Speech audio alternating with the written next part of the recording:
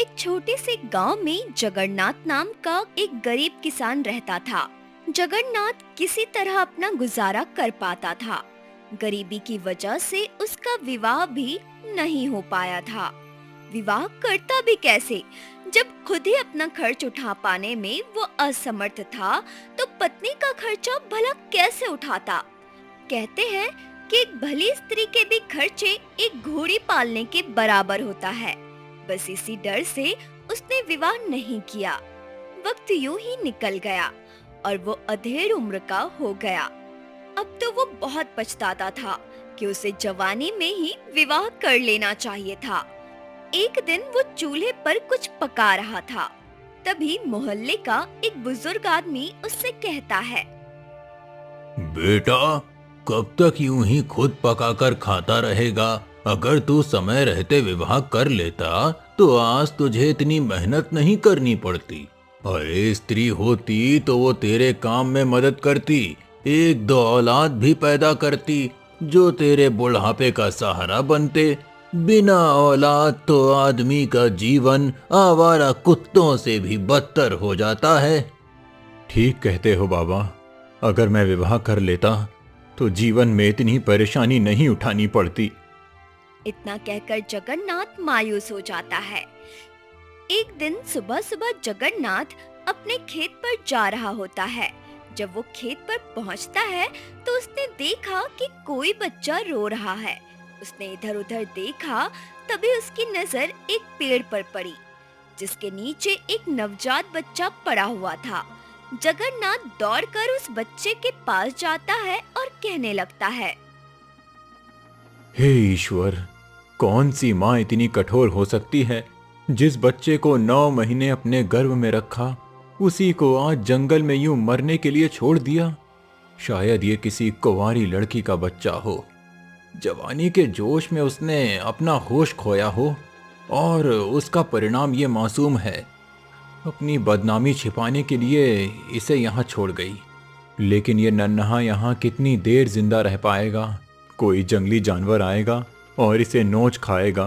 अगर मैं इसे यूं ही छोड़कर चला गया तो इसकी मौत का पाप मेरे सिर चढ़ेगा। पाप करने वाला उतना दोषी नहीं होता जितना उसे देखकर भी चुप रहने वाला होता है। बालक और स्त्री की रक्षा करना धर्म है। जो संकट में उनकी रक्षा नहीं करता वो लाखों जन्मों तक नरक भोगता है। बहुत सोच विचार के बाद जगन्नाथ उस बच्चे को उठाकर अपने घर ले जाता है और सोचने लगता है, इस बच्चे को गांव की किसी स्त्री को दे देता हूँ जो इसे अपनी ममता से पाल पोस सके। इतना सोचकर जगन्नाथ उस बच्चे को गांव की किसी महिला को देने के लिए निकल जाता है। लेकिन पूरे गांव में कोई भी उस बच्चे को लेने के लिए तैयार नहीं होता, बल्कि गांव की कुछ औरत और मर्द इकट्ठा होकर जगन्नाथ के घर पहुंच जाते हैं और उसे उल्टा सीधा सुनाने लगते हैं। एक बुढ़िया जगन्नाथ से कहती है, जगन्नाथ, तुझे इस बच्चे से ममता क्यों जागी? अवश्य ही तूने किसी असहाय स्त्री का दामन दागदार बनाया होगा, जिसका परिणाम तेरी गोद में है। अब तू अपनी करनी का फल खुद भुगत। जो बोया है वही तो काटेगा। अम्मा, मैं कसम खाता हूँ, यह बच्चा मेरा नहीं है। मैं तो किसी स्त्री को जानता तक नहीं। अगर मैं किसी स्त्री को जानता तो जिस तरह मैंने ये बच्चा अपने घर में रखा है, इसकी माँ को भी तो रख सकता था। हाँ हाँ, ज्यादा सफाई मत दे। अपनी करतूतों का बोझ किसी दूसरे के सर पर मत डाल। चुपचाप इस बच्चे का पालन पोषण कर।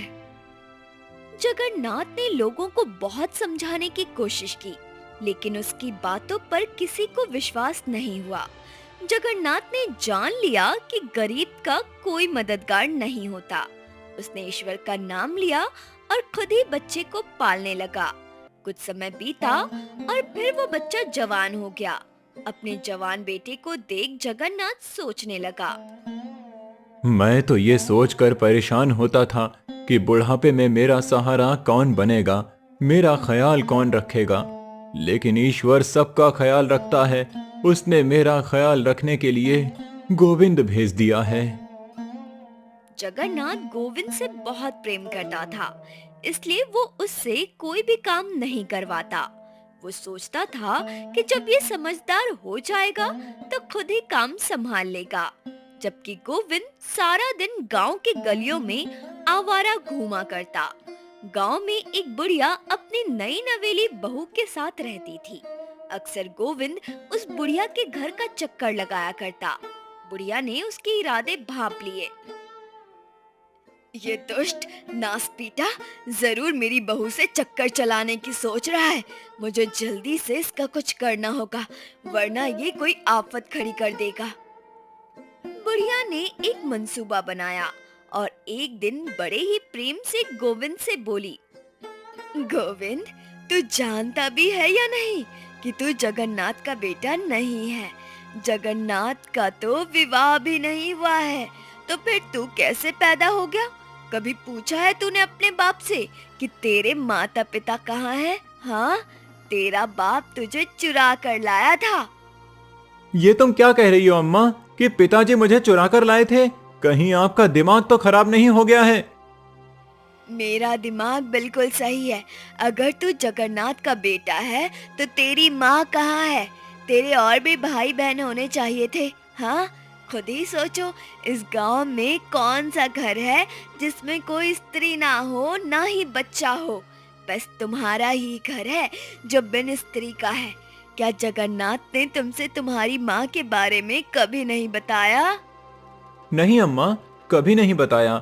मैंने कई बार माँ के बारे में पूछा भी, लेकिन पिताजी तो कोई जवाब नहीं देते। अरे वो काहे जवाब देगा। मैं तो कहती हूँ अपने पिता को डरा धमका कर अपनी माँ के बारे में पूछ। अगर तब भी ना बताए तो उसे मार पीट, तभी वो तुझे तेरी माँ के बारे में बता सकता है कि तेरी माँ कहाँ है। अम्मा, तुम सही कहती हो। मैं आज जरूर अपनी माँ के बारे में पूछूंगा। अगर उसने नहीं बताया तो फिर मारूंगा भी। बुढ़िया का तीर निशाने पर लगा था। जो वो चाहती थी वही हुआ। अब गांव की गलियों में आवारा नहीं घूमेगा। अब मजा आएगा जब जगन्नाथ की हड्डियां चटकाएगा। उसने ही इस लफंगे को पाल रखा है, इसलिए उसकी हड्डियां तो टूटनी ही चाहिए। बुढ़िया इतने पर ही नहीं रुकी। वो जगन्नाथ के पास गई और उससे कहने लगी, तुझे कुछ पता भी है कि नहीं, दिन भर तेरा लड़का गांव की गलियों में क्या करता है? अम्मा, गोविंद भला क्या कर सकता है? तेरा बेटा गांव की गलियों में गुंडागर्दी करता फिरता है। गांव का हर घर इज्जतदार बहू बेटियों का घर है, तुम्हारे जैसे रंडवों का अड्डा नहीं। अपने बेटे को काबू में रख, वरना उसके साथ तेरी भी हड्डियां तोड़ दी जाएगी। आज तो मैं सिर्फ चेतावनी देने आई हूँ, लेकिन कल पूरी पंचायत तेरे दरवाजे पर खड़ी होगी। बुढ़िया इतना कहकर चली गई। बुढ़िया के जाने के बाद जगन्नाथ सोचने लगा, मैंने बेटे पर ध्यान न देकर बहुत बड़ी गलती कर दी। मैं उसे बच्चा समझता रहा और वो ये सब हरकत करता फिर रहा है। मुझे उसका बंदोबस्त कर देना चाहिए, वरना ये गांव में मेरी इज्जत खराब करवा सकता है। रात के समय जब गोविंद घर आया तो जगन्नाथ ने उससे कहा, ये कोई समय है आने का? तू सुबह से घर से निकला हुआ है, कहाँ गया था? आपसे मतलब? मैं कहीं भी जाऊं? कहीं कैसे चला जाएगा? तेरे बाप का राज है जो मनमानी करता फिरेगा, गांव की गलियों में गुंडा बनकर घूमेगा, दूसरों के घरों में ताक झांक करेगा। तेरे बाप का भी राज नहीं है बुड्ढे, जो मुझे मेरी माँ की गोद से चुरा लाया और अनाथ जीने के लिए छोड़ दिया। अपने बेटे को इस तरह से बोलता देख राजू को ऐसा लगा जैसे उसके शरीर से किसी ने जान ही निकाल ली है। वो किसी तरह हिम्मत करके बोला, कहीं तू पागल तो नहीं हो गया? आखिर किसने तुझे मेरे खिलाफ भड़काया है? जिसने भी भड़काया है सही ही भड़काया है। अगर ये बात झूठी है तो बताओ मेरी माँ कौन है? तेरी माँ तेरे जन्म के वक्त ही मर गई थी। तू झूठ बोलता है बूढ़े, मेरी माँ आज भी जिंदा है। तूने मुझे मेरी माँ से जुदा कर दिया। आखिर क्या मिला तुझे ये सब करके? गोविंद की बात सुनकर जगन्नाथ घबरा गया। उसे लगा कि सचमुच ही गोविंद को उसकी माँ कहीं मिल गई है और इससे सच्चाई बता दी। जगन्नाथ बोला, बेटा, तुझे तेरी माँ कहाँ मिली थी? क्या बताया उसने तेरे बारे में? क्या वो तुझे जानती है? बूढ़ा आ गया ना अपनी असलियत पर। मुझे मेरी माँ कहीं नहीं मिली। अगर मिली होती तो मैं तेरे पास नहीं आता। मेरी माँ के बारे में तुझे पता है? बता मेरी माँ कहाँ है, किस हाल में है वो? जगन्नाथ का शरीर कांपने लगा। उसे गोविंद से डर लगने लगा था। गोविंद की आंखों में गुस्सा साफ झलक रहा था। गोविंद डरते हुए बोलता है। बेटा, मैं तेरी माँ के बारे में कुछ नहीं जानता। तू तो मुझे जंगल में एक पेड़ के नीचे रोता हुआ मिला था। वहीं से मैं तुझे उठाकर लाया था। तू झूठ बोल रहा है बूढ़े। तुझे झूठ बोलते शर्म नहीं आती? सच बता दे, मुझे कहां से चुरा कर लाया था? मुझे हाथ उठाने पर मजबूर मत कर। मैं नहीं चाहता कि मैं तेरी हड्डियां तोड़ दूं। बेटा, मैं झूठ नहीं बोल रहा हूं। अगर तुझे मेरी बात पर विश्वास नहीं होता तो तू गांव के किसी बुजुर्ग आदमी से पूछ ले। अब मुझे किसी से कुछ पूछने की जरूरत नहीं है। मुझे पता चल चुका है कि तू बच्चा चोर है। तेरे पास सिर्फ कल तक का समय है। अगर तूने मुझे मेरे माँ बाप के बारे में नहीं बताया तो तुझे मार मार कर तेरी हड्डी पतली तोड़ दूंगा। मेरी माँ से मुझे दूर करने वाले तुझे तो मैं बिल्कुल भी माफ नहीं करूंगा। इतना कहकर गोविंद वहां से चला गया। जगन्नाथ को समझ नहीं आ रहा था कि वो क्या करे। वो सोचने लगा। जिसको अपना बेटा समझकर पाला था कि कल को वो मेरा सहारा बनेगा, वही आज मेरे खून का प्यासा हो गया है। लोग सच ही कहते हैं, नाजायज औलाद कभी किसी का भला नहीं कर सकती। उसकी माँ तो जन्म देते ही समझ जाती है, तभी तो ऐसे बच्चे को कचरे की तरह फेंक देती है। और अगर उसे कोई फूल समझकर भूल से पाल भी ले तो वही औलाद सबसे पहले कांटा बनकर पालने वाले के सीने में चुभती है। अब मैं क्या करूं? इसे इसकी माँ के बारे में कहां से बताऊंगा? यह मुझे गांव वालों के सामने मारेगा पीटेगा। गांव में मेरी क्या इज्जत रह जाएगी? इससे अच्छा तो यही है कि मैं इस गांव से कहीं दूर चला जाऊं, जहां गोविंद मुझे ढूंढ ना सके। जगन्नाथ रात के समय ही गांव छोड़कर चला गया। सुबह जब गोविंद गुस्से में घर आया तो उसके हाथ में एक मोटा सा डंडा था। वो घर में इसलिए घुसा कि पहले अपने बाप को डंडे से खूब पीटेगा, और तब तक पीटेगा जब तक बूढ़ा उसके माँ बाप का पता नहीं बता दे। लेकिन जब उसने देखा कि जगन्नाथ घर पर नहीं है तो वो सोचने लगा। डर के मारे पड़ोसियों के घर में छुपा होगा, लेकिन वो नहीं जानता कि पड़ोसी भी उसे मुझसे नहीं बचा सकते। गोविंद गुस्से में बूढ़े पड़ोसी के घर गया और उससे पूछने लगा। बाबा, क्या इधर मेरा मक्कार बाबा आया था? वो बच्चा चोर ना जाने कहां छुप गया है। जब बूढ़े पड़ोसी ने जगन्नाथ को मक्कार बच्चा चोर कहते हुए सुना तो वो आश्चर्य में पड़ गया और गोविंद से कहने लगा। बेटा, क्या हो गया है तुझे? तू अपने बाप की इस तरह से बेइज्जती क्यों कर रहा है? और ये डंडा तेरे हाथ में क्यों है? बाबा, उसे मेरा बाप मत कहो। वो मेरा बाप नहीं है। आज इस डंडे से मैं उस बूढ़े की हड्डी पसली तोड़ दूंगा। उसने बहुत बड़ा पाप किया है। मुझे मेरी माँ से जुदा कर दिया। वो बच्चा चोर है। अरे पगले, ये डंडा हाथ में लेकर तू किस पर चलाने आया है? जिस जगन्नाथ को तू बच्चा चोर कह रहा है, वो बच्चा चोर नहीं, धर्मात्मा पुरुष है। तेरे लिए तो वो भगवान से भी बढ़कर है। अगर वो ना होता तो तू आज इस धरती पर सांस भी नहीं ले रहा होता, बल्कि किसी जंगली जानवर का शिकार बन चुका होता। जगन्नाथ तुझे जंगल से उठाकर लाया था। उसे नहीं पता था कि तू किसकी औलाद है, लेकिन मैं जानता हूं तू किसकी औलाद है। तेरी असलियत मुझे पता है। तू इस गांव की इज्जत पर लगा दाग है। तू उस बुढ़िया की बेटी की नाजायज औलाद है जो बिना ब्याह माँ बन गई थी।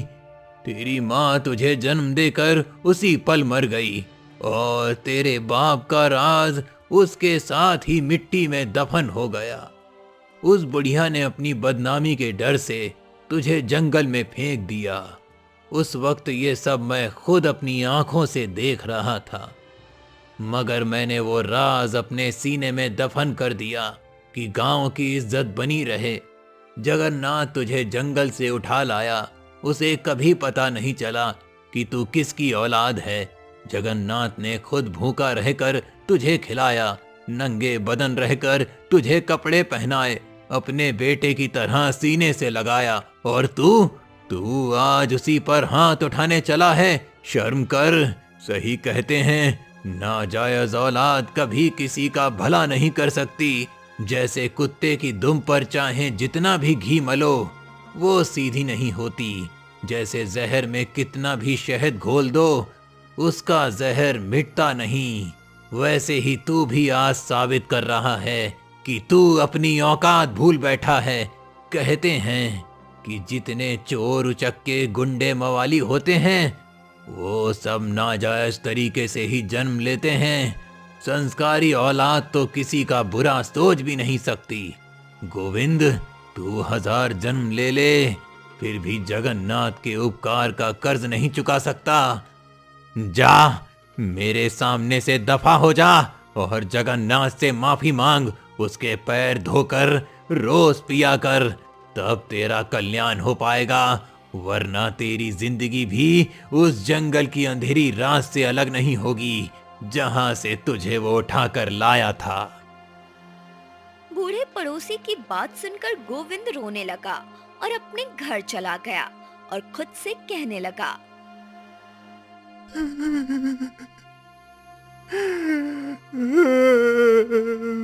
मुझसे बहुत बड़ी गलती हो गई। मैंने उस बुढ़िया के बहकावे में आकर बगैर सोचे समझे पिताजी को ना जाने क्या क्या कह दिया। अब मैं किस मुंह से उनके सामने जाऊंगा? मैं बहुत बड़ा पापी हूँ। मुझे जीने का कोई अधिकार नहीं। मुझे उसी बुढ़िया ने भड़काया था जिसकी बेटी का मैं बेटा हूँ। एक तरह से वो मेरी नानी है जो मुझे जंगल में फेंक आई थी, और आज भी उसे मेरा जीना रास नहीं आ रहा। गोविंद के जी में आया कि बुढ़िया को मार दे, क्योंकि उसी की वजह से उसका ये हाल हुआ था। लेकिन पहले वो जगन्नाथ से अपनी गलतियों के लिए माफी मांगना चाहता था। इसी तरह 1 महीना बीत गया। अब गोविंद के पास खाने के लिए कुछ नहीं बचा। वो कोई काम धंधा करना भी नहीं जानता था कि जिसे करके वो अपना पेट भर सके। वो गांव के कई किसानों के पास खेतों में मजदूरी करने के लिए काम मांगने गया, लेकिन किसी ने भी उसे काम नहीं दिया। एक किसान ने तो उससे कह दिया, तू आवारा है, सबके घर बहू बेटी हैं, खेतों में काम भी करती हैं, तो जैसे आवारा को कोई मजदूरी नहीं देगा। गांव में गोविंद का हुक्का पानी बंद हो गया। उसे आज मालूम हो गया था कि जगन्नाथ के होते हुए उसे किसी चीज की कमी महसूस नहीं हुई। अब गोविंद दूसरे गांव में काम मांगने निकल पड़ा। वो एक सेठ की दुकान पर गया और उससे काम मांगने लगा। सेठ जी, आपके पास कुछ काम हो तो मुझे दे दीजिए। मैं पूरी मेहनत और ईमानदारी से करूंगा। तू कौन है रे? तुझे पहले कभी इस गांव में नहीं देखा? सेठ जी, मैं पास वाले गांव से आया हूँ। मेरा नाम गोविंद है। हम अनजान आदमी को काम पर नहीं रखते। कोई बदमाशी कर दे या फिर कुछ लेकर भाग गया तो एक नए लफड़े में फंसो। जाओ, जाकर कहीं और काम देखो। हमारे पास तुम्हारे लिए कोई काम नहीं है। सेठ की बात सुनकर गोविंद बहुत मायूस हो गया। फिर वो शहर की ओर काम की तलाश में निकल गया। काफी पैदल चलने के बाद एक घने जंगल में पहुंचा। वो बहुत चला, लेकिन जंगल इतना बड़ा था कि वो उसे पार नहीं कर पाया। चलते चलते रात हो गई। अब उसे बहुत तेज भूख लगने लगी और उसे डर भी बहुत लग रहा था। चारों तरफ अंधेरा ही अंधेरा था। तभी उसे जंगल में एक घर दिखाई दिया। वो जल्दी से उस घर में गया। जाकर देखा कि एक बूढ़ा आदमी चारपाई पर लेटा आराम कर रहा है। गोविंद को देखकर वो बूढ़ा आदमी एकदम से खड़ा हो गया और गोविंद से पूछने लगा, तुम कौन हो और यहाँ किस इरादे से आए हो? बाबा, मेरा नाम गोविंद है। मैं काम की तलाश में शहर जा रहा था। लेकिन इस जंगल में चलते चलते मुझे रात हो गई। ना जाने ये जंगल कितना बड़ा है, मैं इसे पार ही नहीं कर पा रहा हूँ। बेटा, ये जंगल बहुत बड़ा है, इसे पार करना आसान नहीं है। तुम एक काम करो, आज रात यहीं रुक जाओ। सुबह मैं तुम्हें जंगल से निकलने का छोटा सा रास्ता बता दूंगा। उस रास्ते से तुम घंटे भर में ही शहर पहुंच जाओगे। बूढ़े के कहने पर गोविंद उस बूढ़े के पास रुक गया। बूढ़े आदमी ने गोविंद को खाना खिलाया। गोविंद दिन भर का थका हुआ था, इसलिए खाना खाते ही सो गया।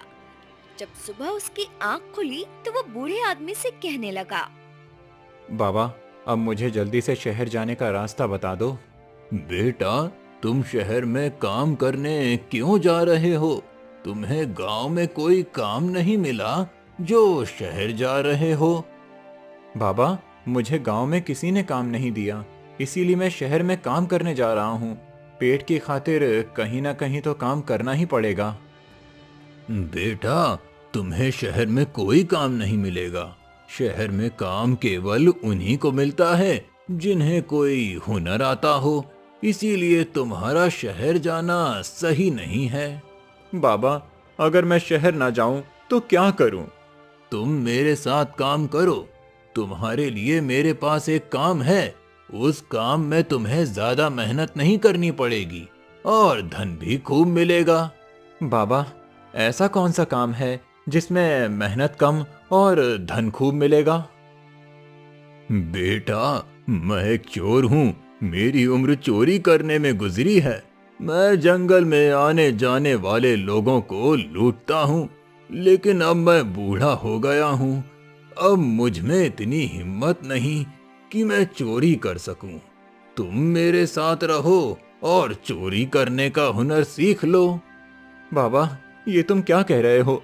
मैं चोरी नहीं कर सकता।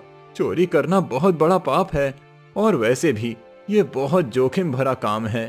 बेटा, ऐसा कोई काम नहीं जिसमें जोखिम ना हो। दुनिया के हर काम में जोखिम है। मेरी बात मानो और तुम चोर बन जाओ। बस तुम्हें जंगल में जा रहे अमीर लोगों को लूटना है।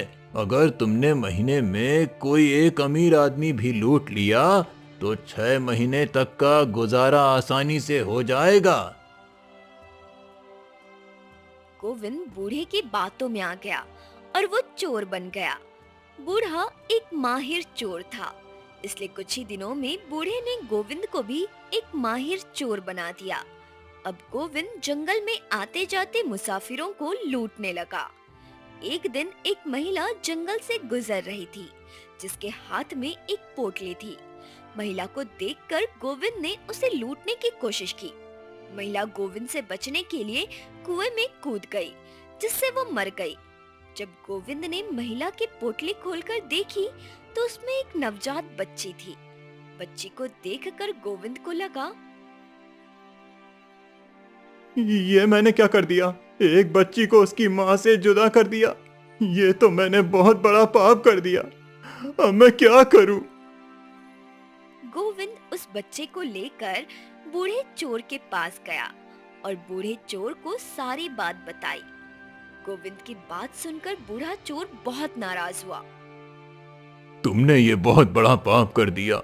तुम्हें किसी स्त्री को लूटने की सोचना भी नहीं चाहिए था। मैंने अपने जीवन में बहुत लोगों को लूटा है, लेकिन कभी किसी महिला की तरफ आंख उठाकर नहीं देखा। अब तुम्हारी सजा ये है कि तुम इस बच्ची का पालन अपनी बेटी की तरह करो। उस बूढ़े चोर के कहने पर गोविंद उस बच्चे को पालने लगा। कुछ ही दिनों में वो बूढ़ा मर गया। समय बीता और वो बच्ची सयानी हो गई। एक दिन गोविंद अपनी बेटी को देखकर सोचने लगा, इस लड़की को मोहरा बनाकर मैं ठगी कर सकता हूँ। आने जाने वाले मुसाफिरों को फंसाकर मोटी रकम वसूल सकता हूँ। गोविंद अपनी बेटी को ठगी करना सिखाने लगा। लड़की को लोगों को फांस कर लूटने में बहुत मजा आता था।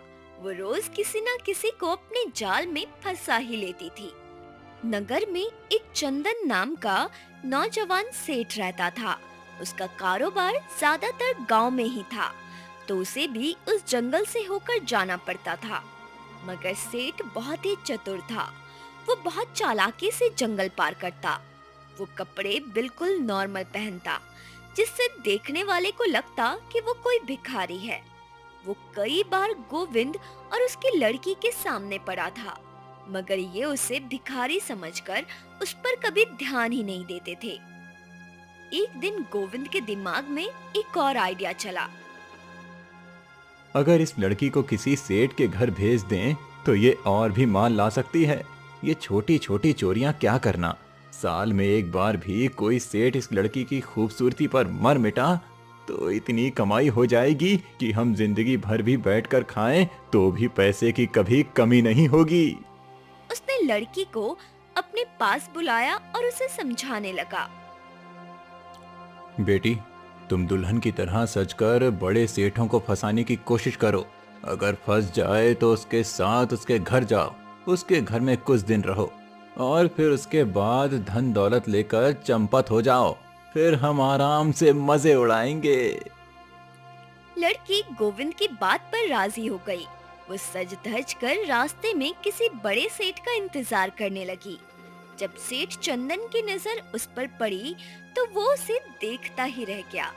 सेठ उसे देख तो बहुत दिनों से रहा था, लेकिन कभी उसका मन लड़की की तरफ नहीं डोला था। लेकिन आज उसके रूप में 4 चांद लग गए थे, इसलिए सेठ अपना सुध बुध खो बैठा और लड़की के पास जाकर बोला। हे सुंदरी, तुम कौन हो और इस जंगल में अकेली क्या कर रही हो? तुम मुझसे ये पूछने वाले कौन होते हो? मैं कोई भी हूँ, जाओ अपना काम करो। तुम्हारा यहाँ जंगल में रहना सही नहीं है। यहाँ बहुत से लुटेरे रहते हैं, वो तुम्हें हानि पहुँचा सकते हैं। अगर तुम मुझे अपनी परेशानी बता दो तो मैं तुम्हारी परेशानी हल कर सकता हूँ। मुझे कोई परेशानी नहीं है। मैं यहाँ किसी अमीर सेठ का इंतजार कर रही हूँ, क्योंकि मैं उसकी पत्नी बनना चाहती हूँ। मैं भी तो एक अमीर ही सेठ हूँ। तुम, और वो भी अमीर सेठ? सूरत देखिए कभी आईने में, दिखने में तो भिखारी ही लगते हो। मेरा यकीन करो, मैं सचमुच बड़ा सेठ हूँ। ये भिखारी जैसा भेष तो मैंने लुटेरों से बचने के लिए बनाया हुआ है। मैं कैसे यकीन करूं कि तुम एक अमीर सेठ हो? चंदन ने अपनी जेब से एक सोने के सिक्के की थैली निकाली और लड़की को दिखाई। सोने के सिक्के देखकर लड़की बोली, अरे वाह सेठ, तुम तो छुपे रुस्तम निकले। मैं तुम्हारी इस चतुराई पर मिट गई हूँ। तुम चाहो तो मुझे अपने साथ अपने घर ले चल सकते हो। मैं तुम्हारी जीवन साथी बनने को तैयार हूँ। तुम्हारे जैसा चतुर पति मुझे कोई दूसरा मिल ही नहीं सकता। नौजवान सेठ लड़की की खूबसूरती पर मिट गया था, इसलिए उसने बिना कुछ सोचे समझे उस लड़की को अपने घर लेकर चला गया और फिर उससे विवाह कर लिया। लड़की को सेठ के साथ रहते हुए कई दिन हो गए। एक दिन लड़की ने सोचा, आज रात इसकी सारी संपत्ति लेकर चंपत हो जाऊंगी। पिताजी मेरा इंतजार कर रहे होंगे। जब सेठ काम के सिलसिले में घर से बाहर गया तो उस लड़की ने सेठ का सारा सामान इकट्ठा करके एक झोले में भर लिया और उसे चारपाई के नीचे रख दिया और रात होने का इंतजार करने लगी। उधर सेठ को ख्याल आया कि मैं जिस लड़की को सेठानी बनाकर अपने घर में लाया हूँ उसके बारे में तो मैं कुछ भी नहीं जानता हूँ। कौन है, कहाँ की रहने वाली है, ये मैंने क्या कर दिया। एक जंगल में मिली लड़की को बिना सोचे समझे घर में लाकर बैठा दिया और अब तो घर की सारी चाबियां भी सौंप दी हैं। अगर वो मेरी सारी धन दौलत लेकर भाग गई तो मेरी तो जिंदगी भर की कमाई लुट जाएगी। सेठ जल्दी से अपने घर गया और तिजोरी खोलकर देखने लगा, लेकिन तिजोरी में कुछ भी नहीं था। ये देख सेठ चिंता में पड़ गया। तुरंत अच्छी बात ये थी कि लड़की घर में थी। सेठ का ध्यान अचानक चारपाई के नीचे गया तो देखा चारपाई के नीचे एक थैला पड़ा था। सेठ को समझते देर नहीं लगी कि सारा धन इसी थैली में है। मेरा शक सही निकला, ये लड़की तो वाकई चोर है। आज रात कभी भी ये थैले को लेकर भाग सकती है। मुझे सतर्क रहना होगा। अगर मैंने अभी शक जताया तो ये चौकन्नी हो जाएगी। मुझे दिखाना होगा कि मुझे कुछ पता ही नहीं है। सेठ लड़की को रंगे हाथों भागते हुए पकड़ना चाहता था, इसलिए वो लड़की से बड़ी ही प्यार से बात करने लगा। लड़की समझ गई कि सेठ को नहीं पता कि आज रात वो भागने वाली है। जब रात में सेठ सोने का ड्रामा करने लगा तो लड़की झोला लेकर चुपचाप घर से निकलने लगी। तभी सेठ उसके सामने आकर खड़ा हो गया। सेठ को अपने सामने देखकर लड़की बहुत डर गई। वो सोचने लगी, अब सेठ मुझे राजा के हवाले कर देगा और फिर मुझे फांसी होगी। लड़की ना जाने क्या क्या सोच रही थी। तभी सेठ बोला, ये तुम क्या कर रही हो? धन लेकर कहाँ जा रही हो? ये सारा धन तुम्हारा ही तो है। तुम इस घर की मालकिन हो, तो फिर भागने की क्या जरूरत पड़ी? तुम ये धन किसके लिए ले जा रही थी? तुम्हें विवाह का मतलब भी कुछ पता है? तुम एक विवाहित स्त्री हो, मेरे साथ 1 महीना रह चुकी हो। मुझे तुमसे बेपनाह मोहब्बत हो गई है, परंतु तुमको मुझसे कोई प्यार नहीं हुआ है। तुम यदि मुझे छोड़कर जाना चाहती हो तो जा सकती हो, मगर दिन के उजाले में जाना। जितना धन चाहे ले लेना, मैं मना नहीं करूंगा। लेकिन इस बात का ख्याल रखना कि अपने भाग्य में आग लगाने जा रही हो। मुझे तो तुमसे भी अच्छी पत्नी मिल जाएगी, परंतु मेरे जैसा पति तुम्हें नहीं मिल पाएगा। सेठ की बात सुनकर लड़की रोने लगी और बोली, मुझसे बहुत बड़ी भूल हो गई, मुझे माफ कर दीजिए। मैं ये चोरी अपने पिता के लिए कर रही थी, जो एक चोर है। उनका नाम गोविंद है और वो जंगल में रहते हैं। क्या कहा तुमने? गोविंद नाम है उसका? तुम उस आदमी का नाम जुबान पर मत लाना, क्योंकि कल ही उसे राजा ने फांसी पर चढ़ा दिया है। वर्षों पहले वो एक लड़की को कुएं में फेंक कर मार चुका है। उस महिला की एक लड़की भी थी जिसे वो अपने साथ ले गया था। यानी वो मेरे पिता नहीं है, वो मेरी माँ का हत्यारा है। हे ईश्वर, मैं अपनी माँ के हत्यारे के यहाँ पलती रही, उसे अपना बाप समझती रही। ये मैंने क्या किया? जो होना था हो गया। पुरानी बातों को भूल जाओ और अपने जीवन की दोबारा शुरुआत करो। लड़की ने ठगी छोड़ दी और सेठ के साथ सुख से अपना जीवन बिताने लगी।